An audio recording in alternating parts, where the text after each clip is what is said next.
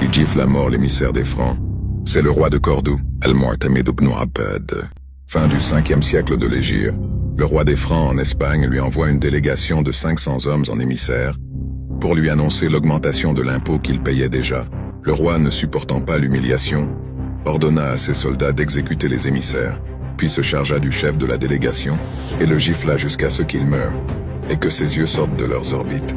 Seulement 300 hommes parvinrent à s'échapper lorsque le roi de Cordoue comprit que la guerre allait éclater et qu'il ne parviendrait pas à contenir l'offensive des Francs.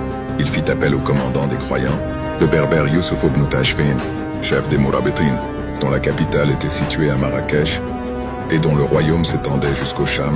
Lorsqu'il apprit la nouvelle, il réunit immédiatement son armée et traversa le détroit de Gibraltar, puis rejoint l'armée du roi de Cordoue en Andalousie. Le jeudi, alors que la bataille entre les Francs et les musulmans allait éclater, le roi Alphonse envoie un émissaire pour proposer de commencer la bataille lundi, prétextant que le vendredi était le jour des musulmans et le dimanche celui des chrétiens. Al-Mu'tamid ibn Abbad accepte, mais le lendemain à l'aube, le roi Alphonse surprit les musulmans et les attaqua par traîtrise. Contre toute attente, les musulmans se défendirent fièrement et menèrent de rudes combats. Youssouf ibn Tashfin et son armée, qui se tenait à l'écart du camp du roi de Cordoue, s'empressa d'arriver par derrière les Francs, et ainsi l'armée du roi Alphonse fut prise en étau, puis massacrée à l'exception d'Alphonse et d'une poignée d'hommes.